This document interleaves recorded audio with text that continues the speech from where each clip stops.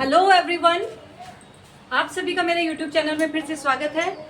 मैं डॉक्टर उपासना शर्मा आप सभी को संगीत विषय से संबंधित कॉम्पिटिटिव एग्ज़ाम की तैयारी करा रही हूँ। और फिलहाल हम कर रहे हैं, क्योंकि आपकी टीजीटी की एग्ज़ाम डेट आ चुकी है, तो हम टीजीटी क्लास आज से शुरू कर रहे हैं। इससे पहले भी मैंने कई टॉपिक आपको करा चुकी हूँ जो टीजीटी से संबंधित हैं, लेकिन वापस से फिर हम टॉपिक को कवर करेंगे। और आज हम कर रहे हैं टीजीटी क्लास 1, और क्लास 1 में हम कर रहे हैं स्वर। ठीक है, हमारी रोज लाइव क्लास भी होती है शाम को 5:30 बजे। उसमें हम अपने क्वेश्चंस को आपको कराते हैं, ऐसे क्वेश्चंस जो लास्ट ईयर आ चुके हैं या जिनका संभावना है आने की, उनको भी हम कराते हैं। तो आप लाइव क्लास में जुड़िएगा हमसे। और आज हम कर रहे हैं स्वर। तो स्वर क्या है, सबसे पहले ये जान लेते हैं। स्वर रंजयंती स्वतः स्वांतम श्रोतृणामति ते स्वरा है, अर्थात ऐसा नाद जो बिना किसी सहायता के, अब नाद से आपको तात्पर्य मान लीजिए, नाद मतलब होता है कोई ध्वनि, ऐसी ध्वनि जो सुनने वाले के चित्त को प्रसन्न कर दे, बिना किसी सहायता की ही जब वो बज जाती है ध्वनि। कोई भी हमने ध्वनि सुनी, नाद सुना, और वो सुनते ही हमारे मन को प्रसन्न कर दे, वह स्वर कहलाती है। ठीक है, इसके अतिरिक्त जो भी ध्वनि ऐसी है जो हमें शोर लगती है, वो शोर के अंतर्गत आएगी, स्वर के अंतर्गत नहीं आएगी। तो स्वर के अंतर्गत ऐसी ध्वनि आती है जो चित्त को प्रसन्न कर दे। ये हमारी परिभाषा प्राचीन विद्वानों ने मानी है। तो अब आधुनिक काल के विद्वानों के अनुसार हम जान लेते हैं कि आधुनिक काल के विद्वानों ने स्वर की जो डेफिनेशन दी है वो क्या दी है। आधुनिक काल के विद्वान मानते हैं कि संगीत में नित्य काम आने वाले, संगीत में नित्य काम आने वाले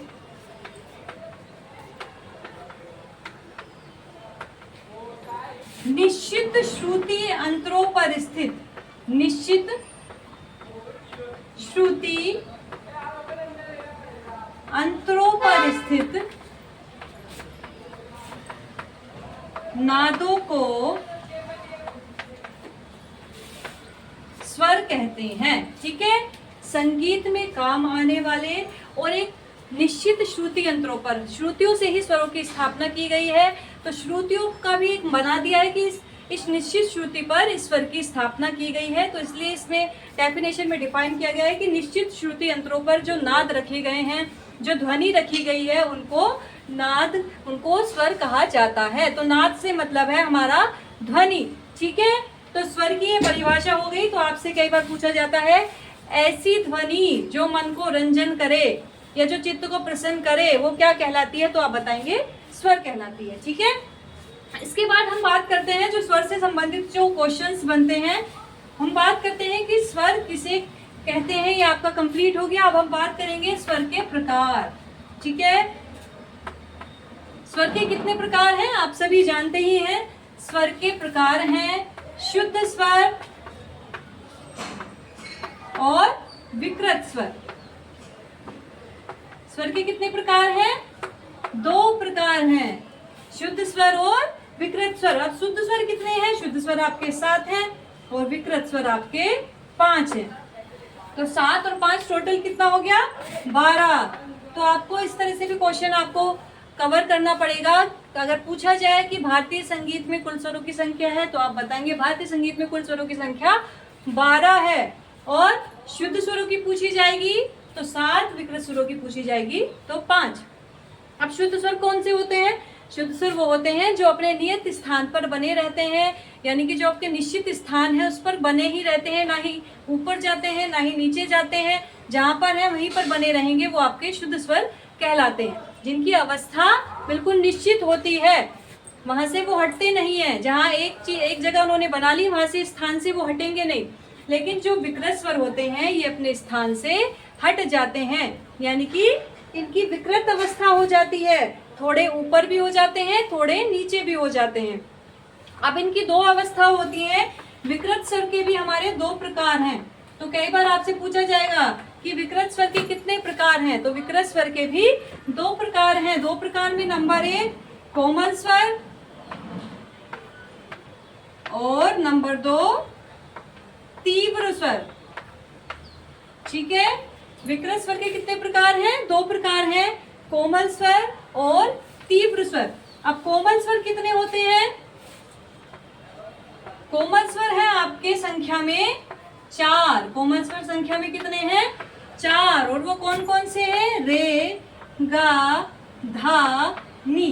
कोमल स्वर है आपके संख्या में 4 और तीव्र स्वर है आपका केवल 1। ठीक है, तो कोमल स्वर के लिए क्या किया जाता है? नीचे रेखा खींची जाती है। कई बार पूछ लिया जाता है नीचे रेखा किस स्वर के नीचे खींची जाती है, किस प्रकार के वो स्वर होते हैं, तो वो कोमल स्वर होते हैं।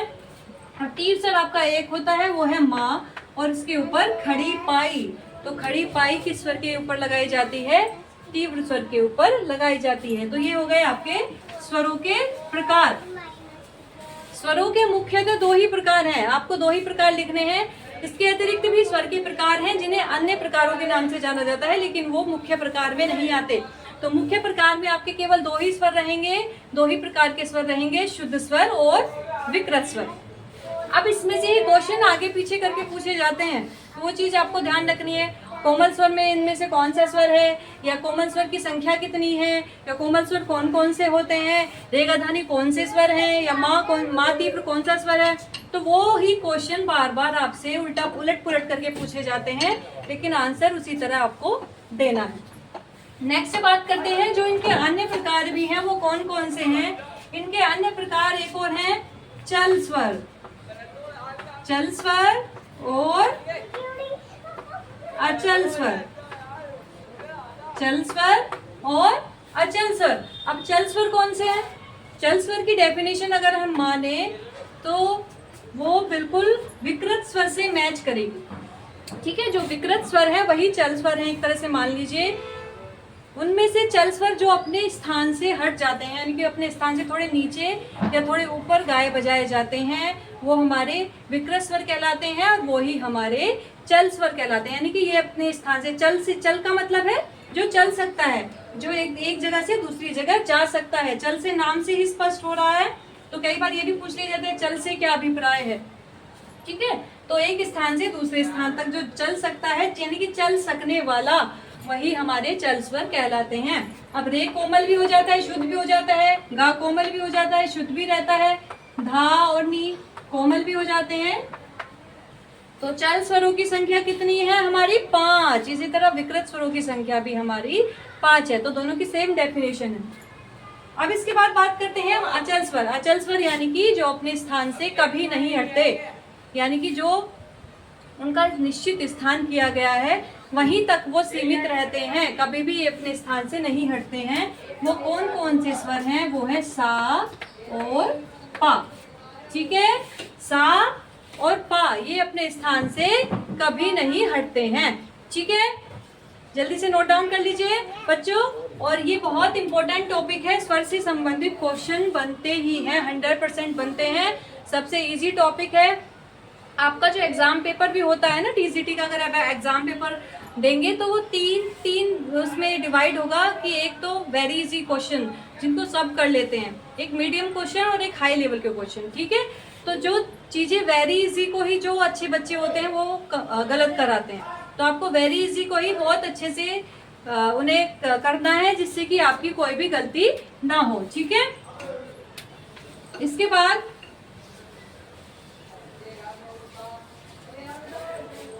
स्वरों की आपको संख्या पता ही चल गई। कुल स्वर 12 है, और चल स्वर की आपको पता चल गई, चल स्वर आपके 5 हैं। अचल स्वर की भी आपको पता चल गई, अचल स्वर आपके कितने हैं? 2। तो अचल स्वरों की संख्या भी कई बार पूछ ली जाती है कि अचल स्वर कितने हैं, तो आप बताएंगे केवल 2 होते हैं, सा और पा। अब हम स्वरों के पूरे नाम भी पता कर लेते हैं। जो हमारे नए बच्चे हैं उनको स्वरों के पूरे नाम भी पता नहीं होंगे। जो हमारे बीए के बच्चे हैं, ये बीए में भी टॉपिक आपको करना है, बीए फर्स्ट सेम के बच्चे भी इस टॉपिक को क्लियर कर लेंगे अपना। बीए फर्स्ट सेम के बच्चों के में सबसे पहले स्वर की डेफिनेशन आती है। तो स्वरों के पूरे नाम क्या क्या हैं? सा को बोलते हैं षडज। रे से मतलब ऋषभ। गा से मतलब गंधार। मा से मतलब मध्यम, पा से मतलब पंचम। इसके बाद धा से मतलब धैवत। नी से मतलब निषाद। ठीक है, तो आपके स्वर कितने हैं? शुद्ध स्वरों की संख्या है 7, लेकिन अगर आपसे पूछा जाए स्वरों की कुल संख्या तो आप 12 ही बता देंगे। अब इनमें से सा और पा ये आपके यानी कि षडज और पंचम जो 2 स्वर है ये आपके अचल स्वर हैं। ऋषभ, गांधार, मध्यम, धैवत, निषाद ये आपके चल स्वर हैं, या फिर बोल लीजिए इनको विकृत स्वर हैं। और शुद्ध स्वर आपके कौन से हैं? सारे गामा पाधानी, सातों स्वर आपके शुद्ध स्वर हैं। शुद्ध स्वर 7, विकृत स्वर 5, कोमल स्वर 4, तीव्र स्वर केवल 1। अब चल स्वर की बात करते हैं तो चल स्वर आपके 5, विकृत स्वर आपके 5 सेम, चल और विकृत स्वर आपको सेम रहेगा, और जो अचल स्वर हैं वो आपकी संख्या में 2। तो इस तरह से ही हमारे चैनल को आप रोज देखिए, रोज वीडियो आपको एक मिलेगी। लाइव क्लासेस आपकी 5:30 बजे रोज शाम होगी, जिसमें आपको क्वेश्चंस कराए जाएंगे। क्विज मॉक टेस्ट एक तरह से कह लीजिए लाइव कराया जाएगा और आपसे पूछा जाएगा, आपकी तैयारी की कराई जाएगी। तो हमारी क्लास से जुड़िए, फ्री ऑफ कॉस्ट आपकी क्लासेस होंगी, ये आपसे कोई पेमेंट नहीं लिया जाएगा। पढ़ाते बहुत हैं जो पेमेंट से पढ़ाते हैं, लेकिन हमारे यहाँ पर विदाउट पेमेंट आपको पढ़ाया जाएगा और टीसीटी से पहले ही आपका सिलेबस कवर करा दिया जाएगा और इस तरह से आपकी तैयारी करा दी जाएगी विदाउट पेमेंट ही, कि आप अपना एग्जाम निकाल पाएं। तो रेगुलर हमारी क्लास से जुड़ते रहिए। Thank you so much. कल फिर मिलते हैं 5:30 बजे लाइव और वीडियो आपको एक नया टॉपिक के साथ। Thank you so much. Bye bye.